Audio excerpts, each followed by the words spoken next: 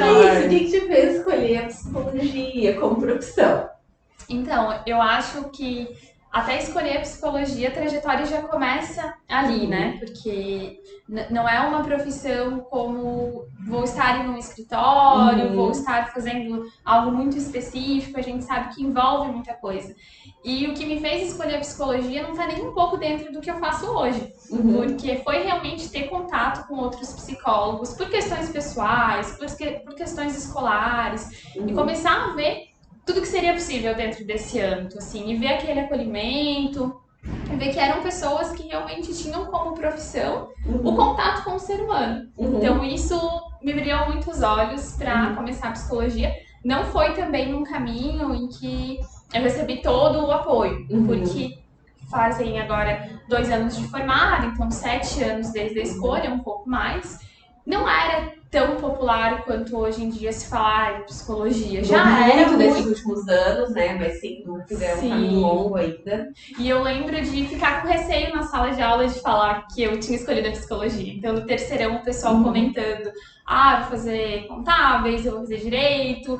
E eu sempre deixava por último para falar o que eu ia fazer, porque isso não era muito bem visto ainda. Quando eu contei na minha turma, vários professores, porque daí a maioria dos professores perguntavam sobre isso, né? E quando eu contei, eu lembro assim, até hoje o professor falou: meu, Natana, mas eu te acho tão boa em tantas coisas, não vai fazer psicologia porque tu não vai ganhar dinheiro com isso. Não, agora eu lembrei também que eu era a única da minha turma do ensino médio que queria fazer psicologia, ninguém mais queria.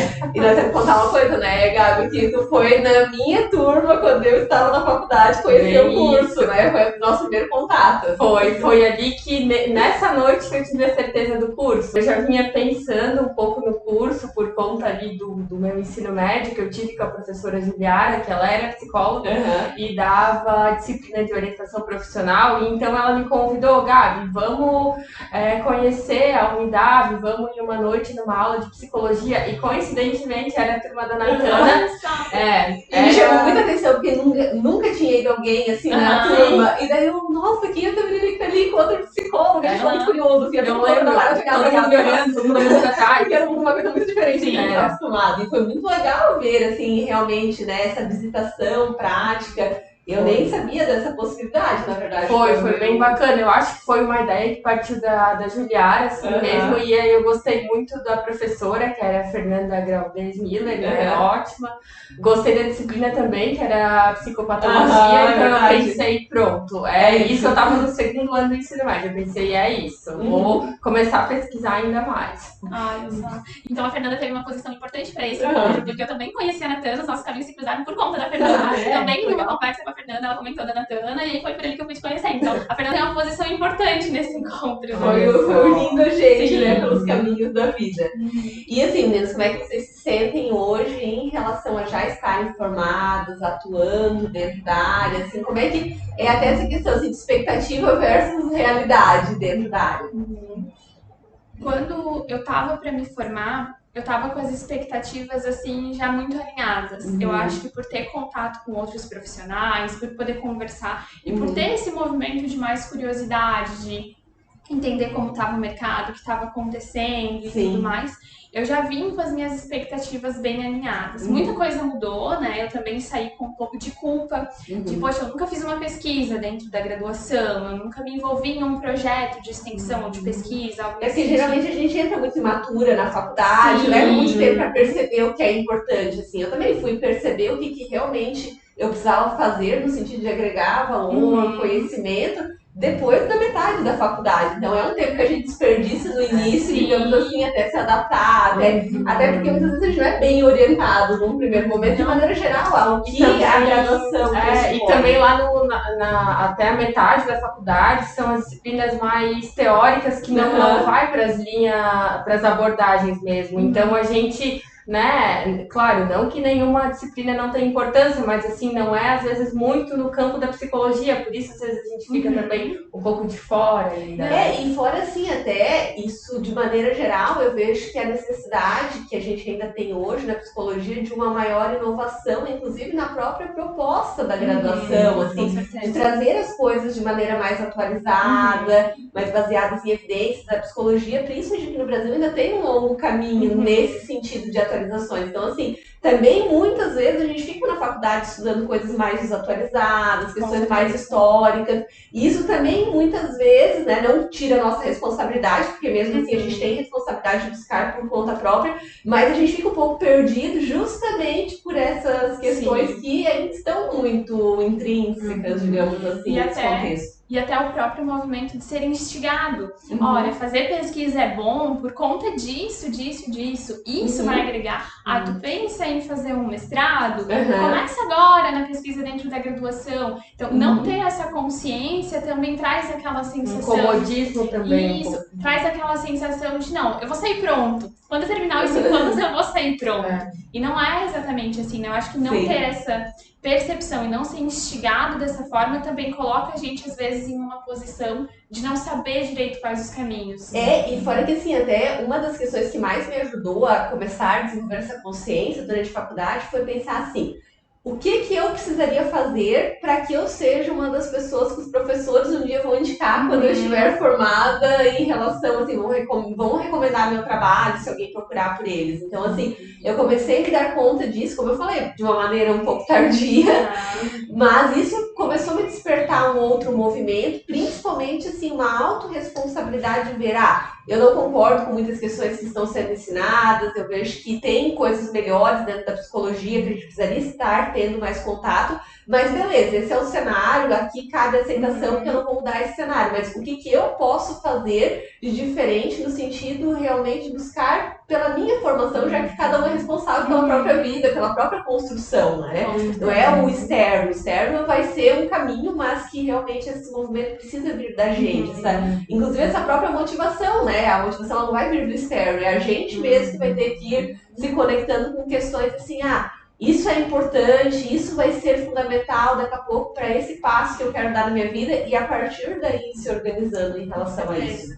E como eu comentei, eu saí com as expectativas alinhadas, mas ao mesmo tempo fui muito surpreendida, né? Porque a gente sai com aquela questão, não, acho que eu tô saindo pronta, né? Eu faço 5 anos, eu tô saindo pronta. E aí você se depara com a realidade. Eu escolhi o caminho clínico e eu acho que apesar de nós três a gente ter, né, caminhos ali que se cruzaram, a gente também tem caminhos bem distintos e eu escolhi a área clínica como a primeira opção. E quando eu comecei a me deparar com os perrengues, com as dificuldades, né, e não só no sentido técnico, mas também no sentido de administração, de organização. Construção até de uma estabilidade no consultório. Com certeza, porque isso com certeza eu não vi. Eu não vi ao longo dos 5 anos. E aí começar a se deparar com essa realidade e começar a pensar realmente como os outros psicólogos fazem e como que funciona esse ritmo. E quando acontece isso com um paciente, que caminho eu tenho que tomar, até onde vai o meu limite. São questões que surgem só com a prática, só com o dia a dia, né? E como a Natana comentou ali, foi perfeito, assim, cabe a cada um essa autorresponsabilidade de, ok, poxa, eu me deparei com essa dificuldade, então, aonde eu vou procurar, onde dá pra procurar, com quem eu posso, né, me aliar pra passar por isso nesse momento. E o quanto que a gente também tem que continuar nesse movimento de autoconhecimento, porque... Querendo ou não, todas essas demandas profissionais, inclusive até durante a graduação, elas vão mostrando muito das nossas questões, dos nossos padrões.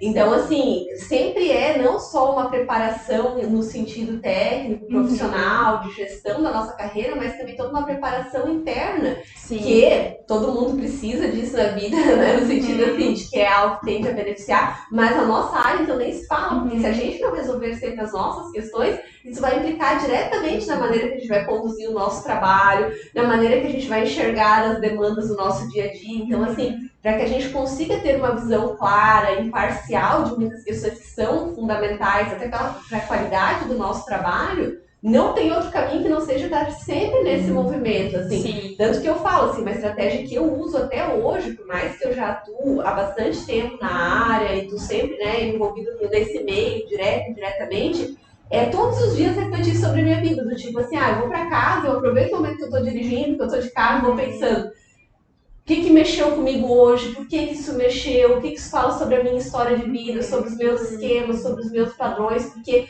quanto mais clareza a gente vai tendo, mais a gente vai conseguindo separar o que é nosso, o que é do outro, e eu vejo que esse é o melhor caminho para nossa preservação emocional dentro da profissão, que é uma questão que vale muito a pena falar também, porque a gente fala tanto, né, da nossa responsabilidade profissional, mas também a gente tem que considerar o quanto que a nossa área não deixa de ser uma profissão muito pesada emocionalmente. Porque, né, por mais que a gente é treinado, a gente vai desenvolvendo habilidades, a gente está sempre se deparando com o sofrimento das pessoas, né? As pessoas não vão mandar uma mensagem num momento positivo, não que não vão, mas assim, a tendência é que seja sempre num momento assim, desafiador, em que elas vão também colocar as demandas emocionais em nós. Então, quanto mais a gente conseguir se preparar, se fortalecer, principalmente emocionalmente, mais eu vejo que isso contribui para o nosso aprimoramento técnico. Sim, eu lembro que na faculdade tinha alguns professores que colocaram assim, ó, eu só dou supervisão no último ano se vocês passarem por psicoterapia. Então eu pensei, opa, vou voltar, né? Já tinha tido um contato na minha infância com uma psicóloga e ali voltei, né? Ali que eu conheci a Natana e ali eu vi assim que foi importantíssimo, porque a gente consegue tentar começar assim a olhar as questões que ainda estavam em aberto e também tu ter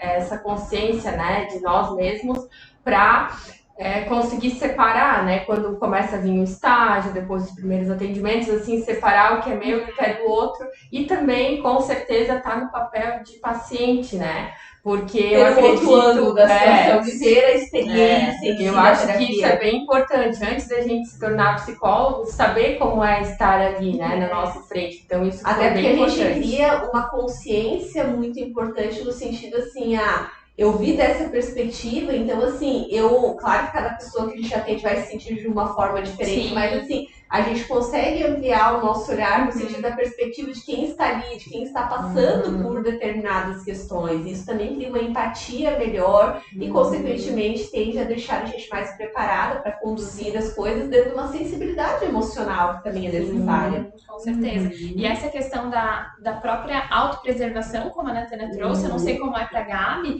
mas para mim é uma construção. Porque ao mesmo tempo que você vai refletindo, você encontra aquele ponto que está te pegando, vão vir novos pacientes, novas histórias, novos momentos da tua vida. E vão te pegar por ângulos diferentes dentro do mesmo esquema que a gente tem. Esse esquema ele vai ser ativado de muitos ângulos, de muitas formas diferentes. E aí entra muito aquilo que eu comentei antes, de se alinhar com pessoas que você sabe que trilham um caminho que faz sentido para você, né? Eu vejo muito isso com a Natana, porque essa questão da autopreservação, quem me deu realmente opa, Elaíse, peraí, como é que tu tá cuidando de ti enquanto tu cuida de outras pessoas? Foi realmente a Natana e foi ali que eu comecei realmente, assim, o que eu tô construindo na minha vida e até com base na terapia de esquemas, pensar que a nossa relação com o paciente é o modelo que ele tem de uma relação saudável e de adulto saudável, então qual que é o modelo que eu tô passando? Daqui a pouco eu tô fazendo um modelo de auto-sacrifício, que inclusive é um esquema muito comum entre os psicólogos, né? Tem muitas evidências que mostram o quanto que as pessoas que têm esse padrão de auto-sacrifício acabam, inclusive, tendo a tendência de escolher profissões ligadas ao cuidado, à saúde, à psicologia. Então, nesse sentido, parece que eu vou me doar demais. Exatamente, só que como a Elaíse falou, assim, nem sempre é o do sacrifício que as pessoas precisam, muito pelo contrário, emocionalmente as pessoas às vezes precisam de limites, precisam muito mais de autonomia, de encorajamento. Então, se a gente, enquanto modelo de relação saudável das pessoas, se coloca numa postura de auto-sacrifício, a gente está mais fragilizando muitas vezes os pacientes do que de fato fortalecendo eles, que é um dos grandes objetivos da terapia. E às vezes só reforçando aquele esquema, né? Não, é realmente assim, né? E eu acho que o oposto também é válido, né? Tanto para que a gente não se sacrifique e fortaleça neles esse modelo, e também para que eles não se sacrifiquem e vão fortalecendo isso na vida deles, né? Então, essa relação saudável para ser construída ali é o que ele vai generalizar. Exatamente. Para outros âmbitos da vida, muitas vezes, né? Eu acho bem importante esse, assim, o nosso discurso, que a gente propõe para as pessoas estar alinhado com a nossa prática, né? Porque daí vem aquele exemplo assim, eu tô orientando o meu paciente a beber água, a fazer exercício físico e como a vontade dos outros, né? Exatamente, tanto que meu lema, quando eu me formei, eu me deparei logo assim na sequência, quando eu comecei a atuar no consultório, com uma frase que é talk your talk, que é justamente, né, walk your talk, quer dizer. Então, assim, justamente a questão da gente caminhar a nossa fala dentro daquilo que a gente precisa. Então, não adianta a gente preconizar para os pacientes algumas questões que daqui a pouco nós não nos dispomos a viver. Sim. E claro que isso não quer dizer ser perfeito, porque também isso é impossível, a gente também vai ter as nossas dificuldades, nem sempre viver no modo adulto saudável. Aí vem lá o esquema de padrões inflexíveis, né? A rejeição não existe. Não existe, mas assim, buscar realmente se comprometer, do tipo assim, beleza, hoje eu não tive um dia legal, eu não estou orgulhosa dos comportamentos que eu tive, eu vi que eles não foram funcionais, mas amanhã é um outro dia, eu tenho que continuar trabalhando nisso, porque o X da questão não é alcançar uma perfeição, mas sempre estar nesse processo de melhorar, assim, eu todo dia me proponho a ser uma pessoa melhor, a cada vez mais, como eu falei, viver do modo adulto saudável, porque é isso que vai fazer com que nós conseguimos conduzir de uma maneira muito mais adequada as pessoas que a gente atende, ou de maneira geral a nossa vida, e, consequentemente, sermos modelos positivos para as pessoas, porque não é só o que é falado, né? Pelo contrário, exemplos, eu vejo muito no meu dia a dia profissional, às vezes as pessoas me trazerem Natana, eu sei que a gente já conversou muitas vezes sobre os hábitos e coisas, mas quando eu vejo teu Instagram e vejo tu mesmo grávida ali praticando as coisas, fazendo, né, o cuidado da tua saúde, teu corpo,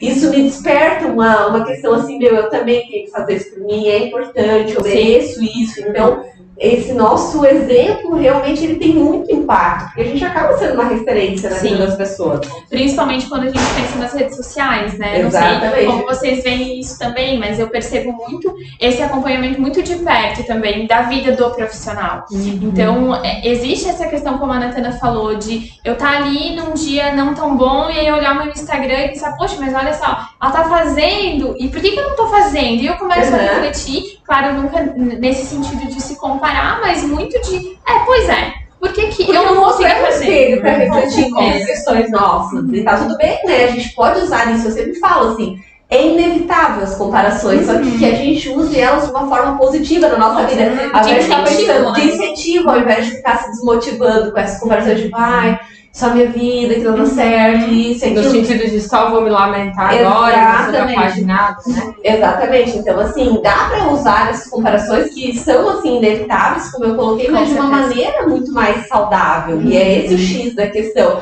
E daí de novo a gente recorrer a essa questão de estar consciente dos nossos padrões e da importância de a gente lutar contra eles, ficar cada vez mais conectado com o modo adulto saudável. Então eu vejo que principalmente isso. E eu acho que tem mais 2 tópicos, meninas, pra gente falar. Um deles é a questão financeira, que também é um tabu que a gente precisa desconstruir na nossa área, em 2 sentidos. Primeiro que assim, dá pra sim ganhar dinheiro com a psicologia, eu vejo que a gente precisa ter um olhar diferente sobre isso, até porque não é um olhar justo pensar assim, psicólogo não tem como ter uma vida financeira de qualidade, uma estabilidade financeira, que era uma das questões que mais as pessoas me falavam, até no sentido de desencorajamento de ir para a área, e hoje eu vi que não é assim não, que pelo contrário, a nossa vida financeira profissional depende do esforço, da maneira que a gente vai conduzir as coisas. E o outro tabu em relação a essa questão financeira é também a gente entender que a gente precisa cobrar e valorizar o nosso trabalho. Porque por mais que ele está ligado a ajudar, e muitas vezes a gente vai pegar as pessoas num momento de vulnerabilidade, isso não quer dizer que o nosso trabalho não precisa ser valorizado, porque tem muito estudo, tem muitas questões por trás dele e que foram construídas com muito esforço, com muito investimento pela gente. Então, assim, eu vejo que é necessário também, cada vez mais, a gente se colocar numa questão assim, beleza, eu entendo a vulnerabilidade das pessoas, toda a situação, mas eu também preciso olhar com autocompaixão para o meu esforço, para aquilo que a minha profissão precisa me proporcionar enquanto qualidade de vida, até porque isso também é um dos critérios importantes para o nosso bem-estar, para a nossa preservação diante das coisas. Claro, e aí a gente volta para aquela relação modelo, né? Exatamente. Mas ouvindo tu falar, me remete muito, de novo, à questão do autossacrifício.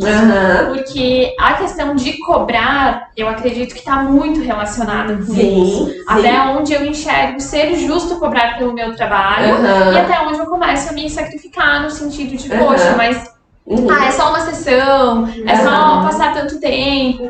E eu acho que está muito relacionado com o autossacrifício, não sei pra vocês, né? E como as pessoas têm, né, aquela ideia assim, eu vou lá no psicólogo só pra conversar, né? Eu ia falar isso agora. Eles cobram aquele valor só pra conversar. A gente conversa com as outras pessoas. Sim, o psicólogo vai ter toda uma orientação técnica, estruturada, e que, como eu sempre falo, de um valor muitas vezes imensurável, porque assim, eu vejo que por mais que a gente tenha muitos recursos na vida, se a gente não estiver bem emocionalmente, nós não vamos conseguir usufruir desse resto da vida não caminha. Inclusive a própria saúde física, todo o resto vai ser impactado. Então, assim, qual que é o valor de a gente ajudar as pessoas emocionalmente, de daqui a pouco a pessoa se fortalecer emocionalmente, aprender a lidar de uma forma muito mais saudável com a vida? Isso vai fazer toda a diferença até para a própria pessoa prosperar, ganhar mais dinheiro, muitas vezes, né, crescer de muitas formas enquanto ser humano. Então, assim, isso tem muito valor e a gente precisa cada vez mais fazer essa autovalorização, porque isso também vai fazer com que cada vez mais a área seja vista de uma maneira justa dentro daquilo que é merecido. Sim, com certeza. E até pensando nesse sentido da questão financeira, até a própria questão, assim, né? Como eu falei antes do autossacrifício, mas a questão de ver a psicologia, como a gente fala, enquanto profissão. Exatamente. Porque eu percebo que é uma dificuldade para muitos psicólogos enxergar a carreira deles como uma carreira, realmente. Eu não tô lá com a minha carteira assinada ou com um contrato, mas é a minha carreira, é a minha fonte de renda, é onde eu tô colocando toda a minha energia, todo o meu principalmente no consultório é uma empresa. Com certeza. Ela vai muita gente não vê assim, né? Não sei se vocês percebem isso também, mas muita gente não vê o consultório como uma empresa, uma gestão, preciso ter uma organização financeira, um fluxo de caixa, eu preciso, né, gerir um consultório, não são os atendimentos individuais, mas é toda a gestão do consultório. Hoje eu falo que eu perco um tempo muito maior, às vezes, com esses cuidados de gestão do que em atendimento ao longo de uma semana. Porque é isso que faz a roda girar dentro dos atendimentos, né? Exatamente, essa organização e, inclusive, até a própria questão de refletir sobre cada caso, porque, como a gente estava falando, não é uma conversa. Existe todo um processo de avaliação, de identificação de padrões das pessoas e de, consequentemente, quais são as intervenções mais apropriadas dentro desses padrões. Então, isso precisa ser muito refletido, estudado e aprimorado. Consequentemente, isso exige todo um tempo nosso, que não é só a questão realmente de, eu estou ali tantas horas atendendo. E daí entra a segunda questão que eu queria falar pra gente finalizar, meninas, que é justamente a importância de nós colocarmos limites também nas demandas do nosso trabalho, porque não é um trabalho que dá pra gente ficar envolvida 60 horas na semana. Sim. Pensando assim, tanto nessa questão que não é só o atendimento em si, só o contato em si com as pessoas, mas todo o outro cenário que faz parte, que é toda essa organização, todo esse estudo, e também a nossa questão de ter momentos de autocuidado para que a gente também possa se restabelecer, se restaurar, considerando os impactos emocionais da profissão. Então, é muito importante que realmente, eu até falo assim, que uma das questões fundamentais para mim, que eu fui percebendo ao longo desses anos, foi que para eu continuar gostando de ser psicóloga e querendo levar isso enquanto minha carreira pro resto da vida, é realmente a necessidade de limites. Então, a questão muitas vezes, por exemplo, na minha agenda, não é eu ter horários. Natana, mas não tem mais nenhum horário essa semana. Tenho, mas é pra mim. Exatamente, mas esse horário é pra mim entrar na minha saúde, pra mim poder descansar, pra mim poder estudar, pra mim... Tem muitas questões que eu preciso fazer fora atender. Então, esse limite é fundamental, porque pelas minhas experiências, todas as vezes que eu passei dessa linha do limite, eu me desgastei e comecei a me questionar assim, não, mas se for pra minha vida profissional ser dessa forma... Daí não é isso que eu quero, porque daí não é justo comigo. Então, de novo, também tem toda essa questão do limite, assim, de que não é porque a gente está auxiliando as pessoas emocionalmente que a gente pode ficar à disposição delas 24 horas por dia, 7 dias por semana. Até porque nós também somos pessoas e que precisamos e temos a nossa vida, né? exatamente, a gente não pode ficar envolvida o tempo inteiro no trabalho. Então, assim, são limites que cada vez mais, com uma experiência, eu tenho colocado assim como regra realmente para mim, e sabendo que isso é importante para minha preservação e inclusive para as pessoas que eu atendo, porque eu quero continuar oferecendo o melhor que eu posso para elas, eu quero continuar gostando, estando aqui motivada. E para isso, eu preciso estar descansada, eu preciso ter tempo para minha vida. Então, vai desde o limite que eu coloco de ter um celular para o consultório, desligar esse celular nos meus momentos de descanso e realmente ver, não, agora eu não estou a trabalho. Natália, mas e se acontecer alguma coisa? Pois é, mas eu não estou a trabalho, porque eu não posso ficar 7 dias por semana, 24 horas disponível. Ninguém fica, nenhum profissional fica. Não é? Se as pessoas passam mal no final de semana, elas vão no pronto-socorro, elas vão ligar para o médico dela. Sim, com certeza. Então, infelizmente, não dá para pegar essa responsabilidade em relação à vida das pessoas dessa forma, porque isso vai se tornar insustentável com o tempo. E aí a gente entra na questão da qualidade do atendimento, né? Porque a qualidade de um atendimento, quando você consegue colocar esses limites que a Natana comenta, né? Que você consegue ali estabelecer uma vida significativa para você, com descanso e tudo mais,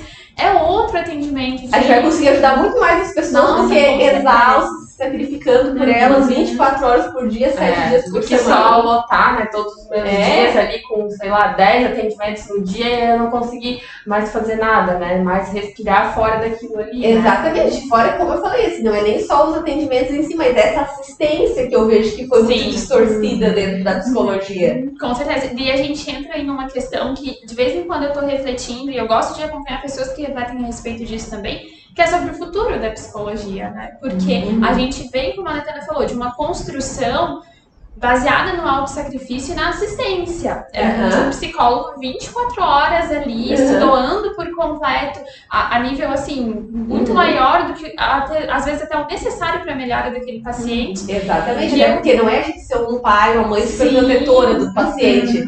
Pelo porque contrário, às vezes é isso que ele já teve. E que por isso que ele está frágil emocionalmente. Então a gente também precisa desenvolver autonomia nos pacientes, né? É um dos critérios fundamentais de tratamento e um dos que eu considero mais importantes, inclusive. E aí, quando a gente pensa nesse futuro, eu acredito muito que a gente vai caminhar para uma psicologia muito mais séria e vista realmente como uma profissão necessária, mais uma profissão em que tem ali uma pessoa envolvida, um profissional capacitado tecnicamente. Exatamente, que é isso que precisa ser feito, porque todo mundo sai ganhando com essa lógica e é realmente a maior necessidade, tanto nós, enquanto profissionais, quanto das pessoas. Sim, com certeza. Mas com certeza estamos caminhando para isso, lá, né, meninas? Isso aí. E outra hora a gente marca mais um bate-papo, então, dessa forma, porque eu acho que é muito bacana, assim, colocar esse ano, porque muitas vezes eu também vejo que muitas questões acabam acontecendo na psicologia por não se ter conversas abertas nesse sentido.